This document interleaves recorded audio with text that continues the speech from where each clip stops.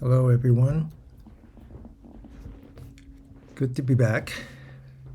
So, from time to time, I do these presentations either in English or in Cantonese, and I often have someone in mind when I do these. And today, I I'm thinking of a young person, someone who is very dear to me, who's been struggling with building his business.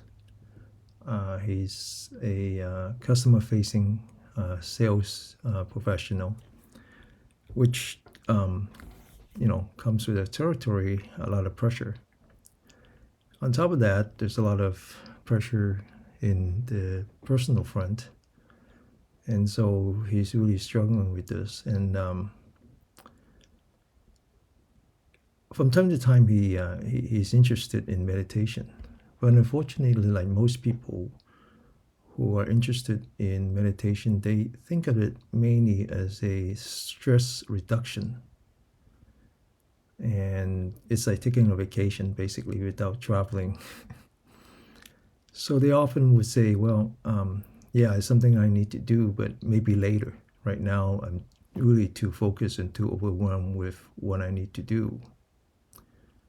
And I think that's the wrong way to look at it. I think that's a really wrong way to look at it. So I'm hoping that this video that I'm doing today would shine some light into mindfulness meditation. I call it mindfulness literacy. So just imagine the difference between being illiterate and being illiterate. You couldn't be in business if you were illiterate.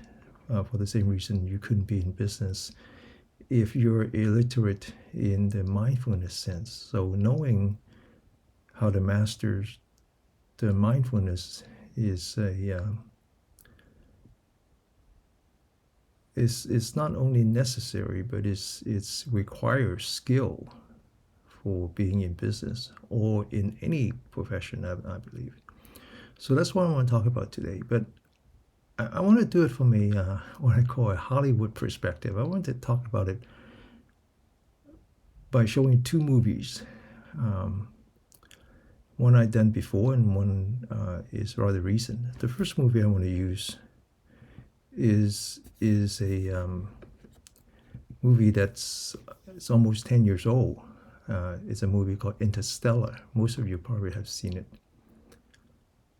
This is a movie that is based on the premise that the Earth is no longer suitable for humans, and that because of drought, because of climate disorder, that the only way that the species could survive is if they were to find a different planet, another planet similar to Earth that could accommodate human beings. They believe they could do that. I mean, the universe is big enough that for sure they could find one. The problem is that that planet, if it exists at all, may exist very, very far away. I mean, it could be thousands, if not tens of thousands of light year. So imagine how long it would take if you actually travel by space vehicle. So it's impossible. So the scientists decided that there's something called a wormhole. So first of all, the concept of black hole is probably familiar with most, in that there's a singularity in space that as you enter into the space, the gravity is so high that no matters can escape. In fact, the matters will then turn into energy. And so that's what a black hole, that's called black hole. And the scientists believe that there is something called wormhole, which is two black holes connected back to back. And in this case, you can enter one part of the universe and then come out on the other part. So this is called wormhole because it's much like a wormhole in an apple, that it takes a long distance to go from one side of the apple to go to another. But if there's a shortcut, then you can enter. And so this is the whole idea, whole premise of the film is that they found such a wormhole, and so they enter on one side and then they come out on the other side, and then they can find a planet many light years away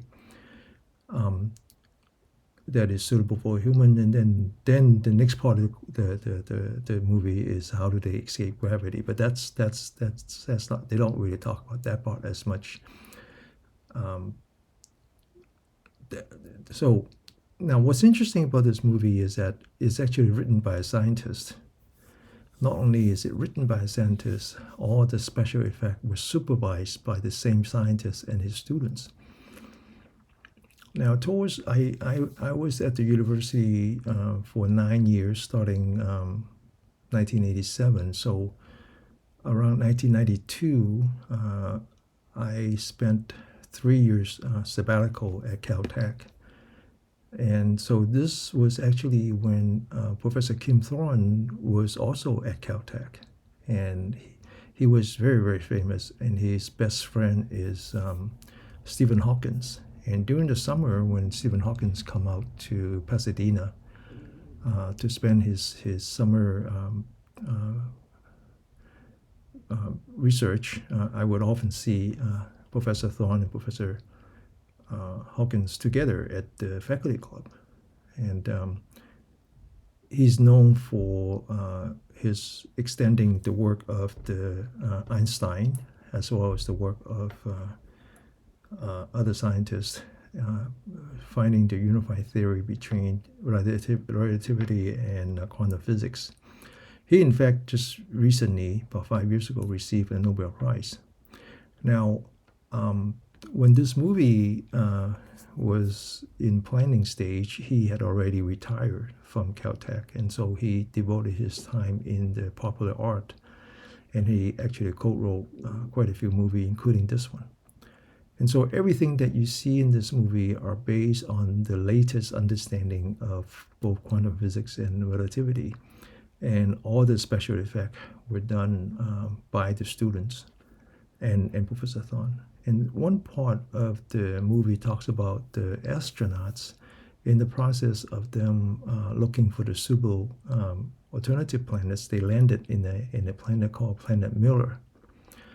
At first, thinking that it has atmosphere, has water, it looks very similar to Earth. But then, unfortunately, that turned out not to be the case. And one of the features of this planet is that it was actually very close to a black hole.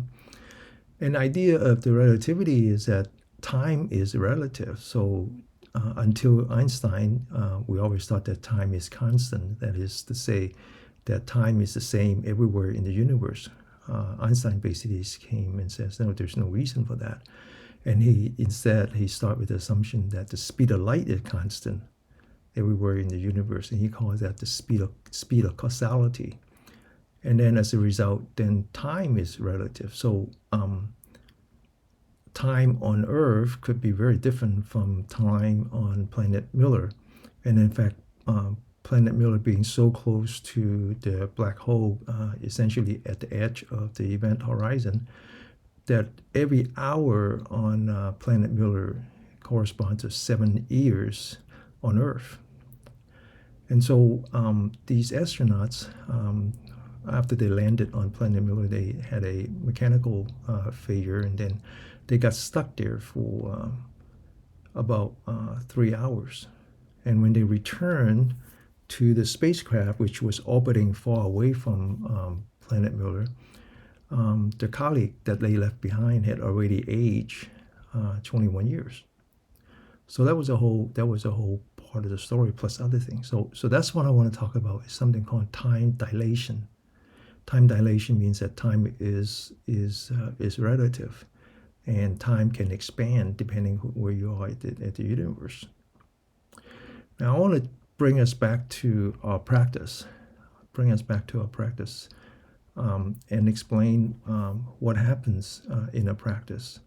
So in a practice, last time when I talked about the relationship between what I call chi therapy and yoga practice, I talk about how the historical Buddha and the Bodhidharma, they were all yogis. They were all yogis, and in fact, their practice is based on the 8 limbs of yoga. Now they expand on that, but we all start with the 8 limbs of yoga. In fact, the first two that we start is essentially morality and duties. Morality is the very minimum. I mean, we tend to equate morality with religion. It doesn't need to be like that. Morality is just the way you conduct your life. So in my case, I adhere to the 5 precepts, which means that I don't kill of living beings of any kind. I don't lie. I don't cheat. I don't lie and cheat. Okay. I don't steal. I don't take things that doesn't belong to me, and I don't have sexual misconduct, and I don't take mind-altering substance. So those are my precepts. And in spiritual practice, it's very important that you have some kind of code. Now, in addition, the duties part is really how you consider yourself. What is your role in your society, right? So a good example of that would be the Boy Scout. The Boy Scouts are supposed to help people. The story about how they have to help the old lady cross the street because they think of that as their duty. So in a sense, the morality is what we call the Arahant path, whereas the duty is the Bodhisattva path. Is one way is really how I discipline myself and learn to live in a wholesome life. And the other way is then how do I position myself as someone who is doing his best to do goods to the society. So those you do before you come to class, I hope. And then once you come to class, then we start with the mindfulness of the body. And so this is really like the postures, the 7 support point sitting posture, the lotus pose, right? Now that's just one of the asana. And so in America, we focus a lot on asana. So we have different poses. Okay, so that's coming from what I call the hatha yoga, and I talk about it in the past.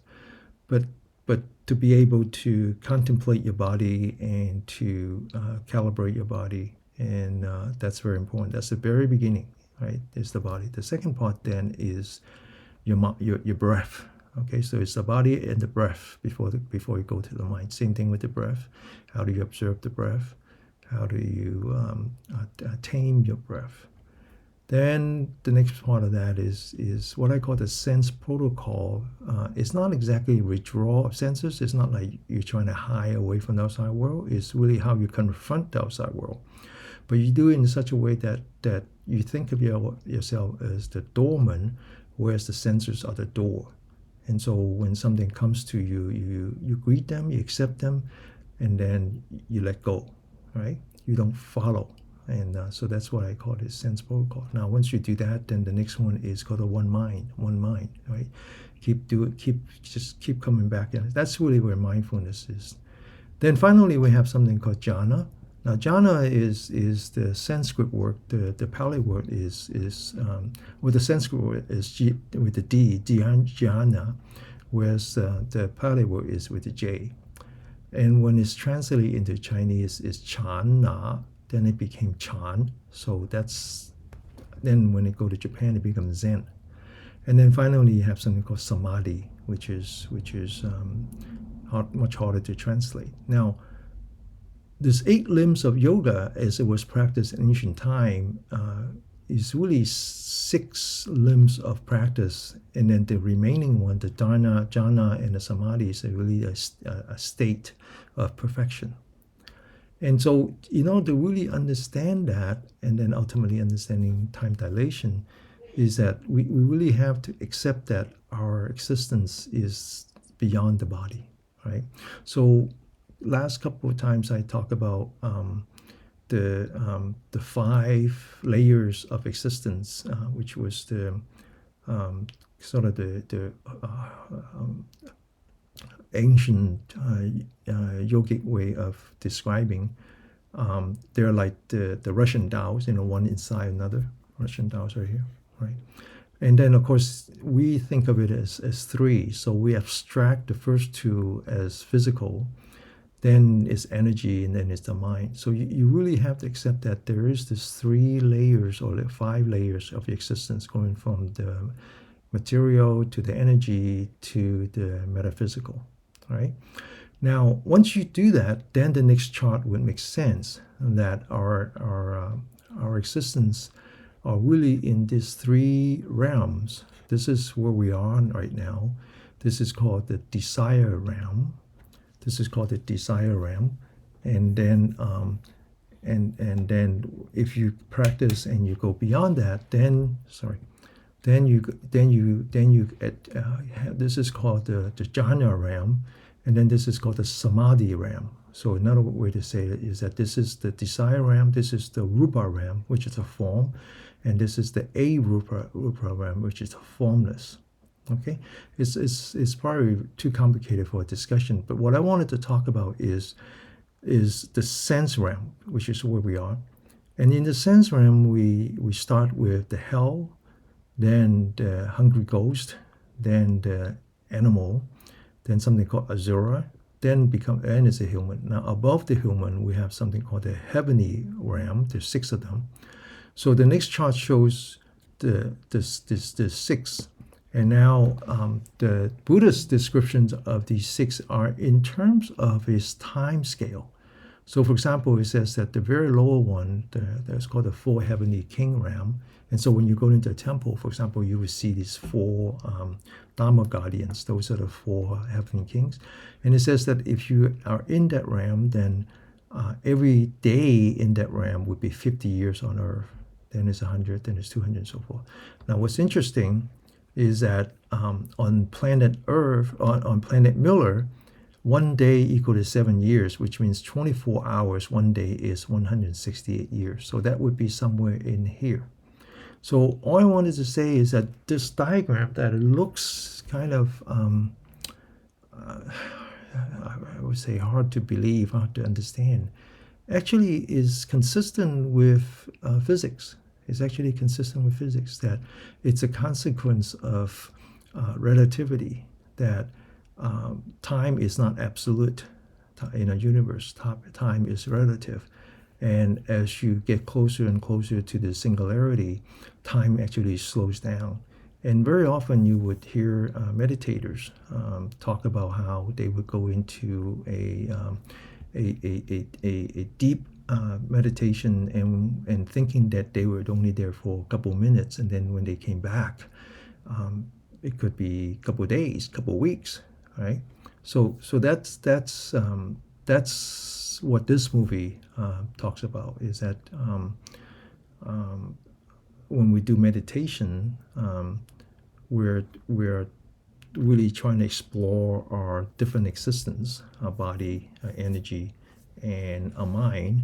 And as we're able to relieve ourselves from the burden of our energy, we would actually experience different time scale. Okay, and that's reflected in this movie. I hope this helps.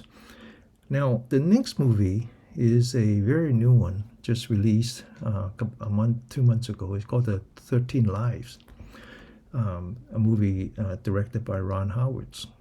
And it talks about something that happened, I think, a few years back, where a group of kids aged between, I think, 11 to 15, something like that, they were lost in a cave in what is called the Golden Triangle, which is the area between Thailand, Myanmar, and Laos, right?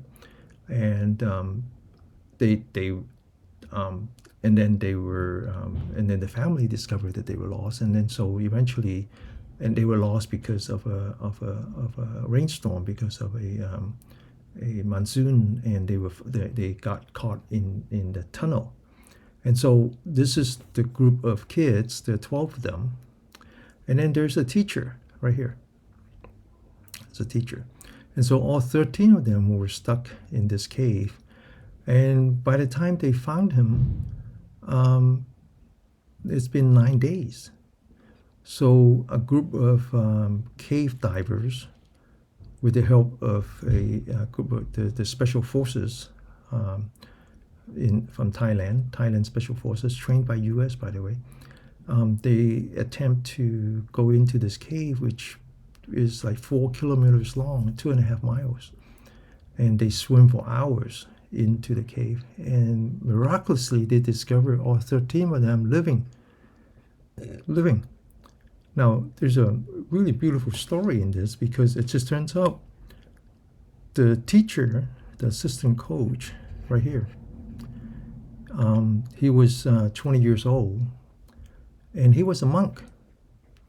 And the reason he became a monk was that when he was 10 years old, he grew up in the same area, but he didn't. He lived in a different village, and when he was 10 years old, a disease came and killed the entire village, including his younger brother, his parents, his grandparents, and everyone else in the village. He was the only survivor, and so 10 years old, he became an orphan. And so he grew up, he entered the local monastery, and he became a junior monk. And then eventually he became what we call a bhikkhu, a monk. And so, and then just recently he came to this village. He became a householder again because his maternal grandmother was sick. And so he actually came back to his mother's village to take care of his maternal grandmother. And in the process, he became the assistant coach.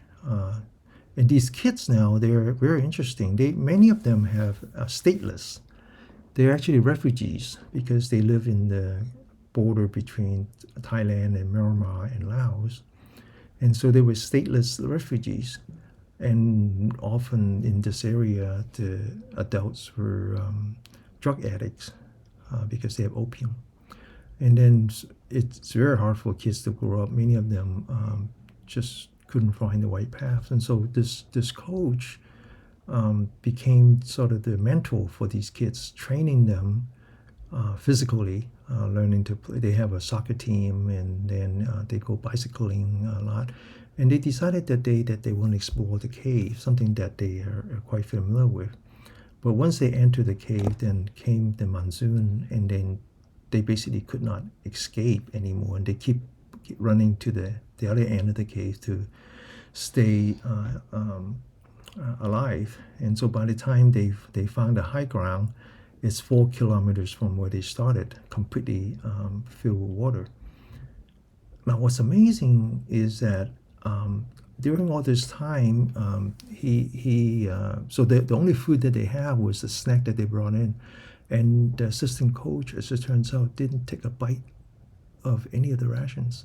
And however little that they have, they subdivided among the 12 kids. And so by the time the rescuer discovered them, he was the weakest of them all. The other thing he did was that he asked the kids not to drink the water because he knew that the water would be contaminated. And so they were drinking water that came down from the walls. But one has to ask, how did they survive for 9 days with no food, no clean water, in complete darkness, basically, and no idea of when they're going to be rescued? In fact, they probably thought that they would never be rescued because they know how far away they are, and they can never swim out. How does someone survive like that for 9 days? I don't think anyone can imagine doing that for 9 days. I don't think anybody can imagine doing that for 9 hours. I don't know if anyone can really do this for 9 minutes. This movie was almost 2 hours, and the answer to that question was only 39 seconds. And so what I did was I edited that part, and so now it was just the coach talking to the students. So that's in Thai, The subtitle is in Chinese because I did that for the Chinese students. So I'm going to translate that into English for you. ความกลัวมันคือสิ่งที่จิตเขาสร้างขึ้นมาคนเดียว The fear comes มาหมู่เฮา from your mind. รับตาลง Close your eyes.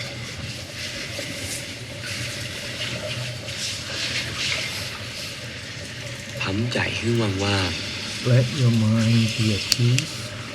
ๆรับรู้ลมหายใจที่เข้าออก Feel the air you breathe in and breathe out. หายใจเข้า Breathe in, หายใจออก breathe out ช้า slowly. So for 9 days, the monk was teaching the kids mindfulness meditation. And the most important part was fear is in your mind. So if you want to overcome the fear, you have to start with your mind. So how does that work? How can fear be from your mind? And so I will start with this diagram for the 5 scanders. Most of you probably know. So there are 5 of these, 5 aggregates. So the first one is called Rupa. Rupa is what we call form. So if you think of physics, that's half of it is physics. That's the light, the sound, the smell, the taste, and the touch. So when the outside elements encounters our senses, when the light encounters the eye, the sound encounters the ear, the smell encounters the nose, the taste encounters the tongue, and the touch encounters the body, then that's together is called Rupa. It contains all that is material, both the outside physics and the internal physiology. Now, once the light comes to our eye or the sound comes to our ear, it generates electricity. So that's neurology. So it goes from form to sensation. So electricity are being formed in a body and they're being collected by a spiral cord. The next thing is that all that signal, the signal from the eye, the signal from the ear, the signal from the nose, the signal from the tongue, the signal from the body, and so forth, are integrated and delivered by the spiral cord to the brain. Now the brain has a function which is to evaluate and to discriminate. So we go from the form to the sensation to the feeling. So this is what we call cognition. Okay, we start to understand the trouble that we're in, the dangers that we're in.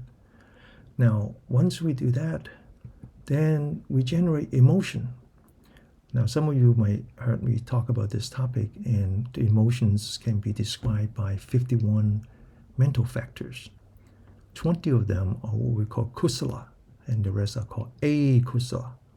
Kusala means wholesome or skillful, things like compassion, loving kindness, empathy, equanimity, joy. Those are kusala emotions. Of course, the rest are akusala, fear, anxiety,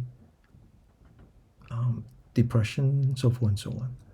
Now, these are actually still electrical signals. They haven't expressed themselves yet. And so when you have electricity, you have magnetism. When you have magnetism, you have a record. It's stored then in the 5th skandha, what we call consciousness, and very often we call that karma. Now, karma is often misunderstood. It means people think of karma as something that is predetermined. Oh, that's your karma. You can't escape it. Actually, karma is something that you first generate. But once you generate, it dominates. It is also the one that influences your brain, your cognitive function. And so what happened is that, let's say you're stuck in a cave. Your eye sees the darkness, your ear hears the silence, your nose smells whatever it is in the cave, right? You taste the foul water. you generate all that comes together and say, wow, you are in big doo-doo. Fear comes along, and then the fear would then feeds more fear. So this becomes a feedback, and that's what the monk says, that fear comes from your mind. Fear comes here because it just kind of work together like this, and that's why often we would have post traumatic syndrome, because even when the fear is gone, we continue to have this acular emotion. This is not unlike the case where you plant tomato. You start with some seeds. You have to put in the right condition before you bear fruits. But once you have fruits, the fruit itself contains seeds. The seed then would generate more fruits. So this loops continue, right? So it's very, very important that you break this loop, and you break this loop by giving something to the brain to do. And that's what we mean by sati, or mindfulness. That's what mindfulness means. Is it comes from the Pali word sati. The first time that the word sati was translated into English was in 1881, and it was translated into a watchful mind. Or it's very, very important that you know where your mind is. I use the example of crossing the street with a small child. You would hold the person's hand, because if you don't, they get run over by a car, or they get kidnapped. It's very dangerous. So if you don't know where your mind is, then it's going to be captured by what we call Mara. Mara is similar to the dark forces. The dark forces in your subconsciousness, right? And so I need to explain a little bit about the word sati, because the English word mindfulness could have many, many different interpretations. But the word sati came from a story, and Sati is the name of a goddess. And one day, a king and a queen came to the goddess and says, "We've been a very good king, very good queen. We take care of our people. Our country is at peace, and we have everything that we wanted. We even have multiple sons. What we don't have is that we don't have a daughter. We would like very much to have a daughter." And so they begged Sati to help them. And Sati says, "Yeah, I can be your daughter. I can reincarnate. I can incarnate into your daughter to be your daughter." And so she did. But she said, "Now you need to promise me something. You need to promise me to never dishonor me, because if you do, I will remember." And so Sati became the daughter. The king and the queen were so happy. But then as Sati grew up, she fell in love with Shiva. Shiva was ascetic, and in the eyes of the queen and king, he was actually very low rank in the society. So they didn't like his new son-in-law, and they decided not to invite him to one of their birthday party. So Sati was very upset. She stormed into the party and she said, "I told you to never disrespect me, and you promised that you won't. But now that you disrespect my husband, it's as if you have disrespected me. You shall live with the consequence." So he burned himself. He returned back into being a goddess, and then he remarried Shiva again. And I told that story before, where then she became Parvati, who is then the first student of Shiva, and that's the beginning of the yogic training. But the point I'm trying to make here is that mindfulness starts with a promise. Once you make a promise, you honor that promise. In other words, being mindful to your body and being mindful to your breath starts with a promise. So when you're watching your breath, you have to say, "I am going to watch this breath." And once you say that, you will do it. You will watch the in-breath and you will watch the out-breath, one breath at a time. Okay? And that's what the monk was teaching the kids, that the fear is in your mind. And if you know how to train yourself to have a watchful mind, it's like holding your mind and not let it drift into the deep part of your consciousness. but you do that one breath at a time. Okay? So that's what mindfulness is. Now, then you have to ask, well, what good is it? What good is it, right? I mean, yeah, sure, next time I got stuck in a cave, that would be useful, but until then, what good is it? So that's the whole point of my conversation today is let's look at mindfulness not as something that you need to get yourself some relief, but to think of it as a competitive advantage, something that you must have in order to succeed in your profession. So I talk about mindfulness literacy as competitive advantage. Now, I choose the word literacy because I grew up in Macau, and my father was born in the early 1930s. He passed away in his late 80s. He was almost 90 years old back in February. So he grew up in a time when China was at war. Now we think of World War II as something that started, like in the early 40s, where in fact in China it started much earlier than that. The Japanese invaded China long ago. So my dad and his siblings grew up with the war, and so they didn't have an opportunity to go to school. Right? My father says that he only went to school twice, and each time less than a week, and then something else came along. And then when he was 10 years old, he actually started as an apprentice in a barber shop, and then he later on became a barber, and that's how he made a living. And so for him and his generation, being illiterate is the worst thing you can do. And so when myself and my two brothers, and the biggest wish that for my father is for us to have an education where we could become literate, right? So literacy was big for him. And so we came to this country for that reason. And of course, we were fully highly educated beyond my dad's expectation. What's interesting is that by the time I started college in the kind of the mid 70s, being illiterate is not the problem. Everybody knows how to read and write. That's not the problem anymore. But we start to really appreciate computer. Now back then, computer was big computers, right? So it takes the size of a room. And I remember learning computer because computer literacy was a survival skill, right? Everybody had to learn computer. And if you didn't know how to use computer, then you fall behind. So we go to great length to learn about mainframe. Then it became the mini computers. Then it became the desktop computers, right? We just keep learning.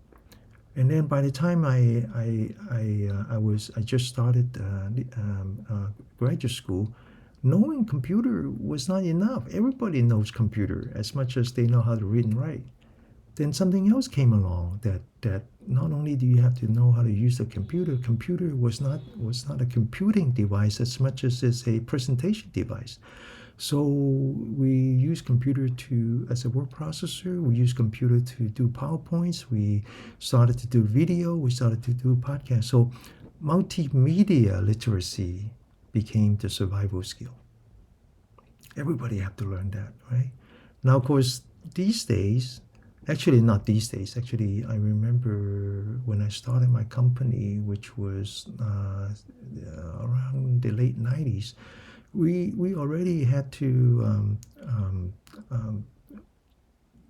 the things have changed quite a bit, that we actually have to start to use Facebook was just starting. We had to figure out how to use Facebook for business. YouTube was just starting. So then the next thing was social media literacy. And everyone knows how important that is, right? So you need to build up a community. If you want to be successful in business, you have to have people who follow you. You became your own brand. Whether you build that brand on YouTube or Facebook, it becomes very, very important. Every company has to have a brand, online brand. Every company has to learn how to make use of the social media, the Twitter, the Facebook, and so forth and so forth. All kinds of new things coming up. Now, of course, in the last 3 years, things changed again. that we started to do remote, right? Sales become more of a remote process, not a person-to-person process anymore. So now we have something, and for the lack of a better word, is what I call remote persona. How do I present myself to my customer without being in front of them? That's a whole new skill, and some people can do that, and some people can't do that, and it actually changes the whole sort of. I mean, think about this, right? 3 years ago, if you tell people that I teach yoga online, people think you're crazy. If you say I teach meditation online, they don't believe you. But we do everything online now. We do everything remote now. So everyone understands that. So the thing that I want to talk about is that mindfulness literacy is just as important. It's just as important. It's another survival skill. It's another skill that allows you to gain competitive advantage. Because we talk these days a great deal about emotional intelligence or emotional quotient, right? That it's not enough to have IQ, you have to have EQ as well. Now, most people who talk about emotional intelligence, they basically talk about how do you use your emotion intelligently. They forgot that there's a second meaning to the word intelligence, as in the Central Intelligence Agency, right? Now, in that sense, emotional intelligence is not just about how to use your emotion intelligently, but it's about how to gain intelligence into your own emotion. In other words, when those fear and those anxiety, which are stored deep into your subconsciousness, what happens when they come out? What happens when they trigger, right? And many of the young people I know, they have no idea how to do that, and so they have these. It's very easy for them to get into a situations where the emotions take over. I see this all the time, and so our practice is really about training so that you can gain intelligence into your emotion. And how do you do that? You do that through your body and your breath. You become so sensitive to your body and you become so sensitive to your breath that the minute that anger and fear and any kind of what we call the unwholesome emotion come out, your body would react. You just feel it, right? It's as if electricity are going through your body, or you feel that your breath has changed. And that becomes like the canary in the cave, right? So in the old days, the miners bring a bird into the cave because there's poison gas into the cave. They are the last one to know, and even when they know, it's too late. And so they bring a bird, like a canary, and they keep watching the canary. So the body and the mind becomes your canary. And when you are in a bad mood, you're usually the last one to know, right? Uh, I often see young people being really upset at the parents, even though they love the parents very much. And by the time they realize it, it's already too late.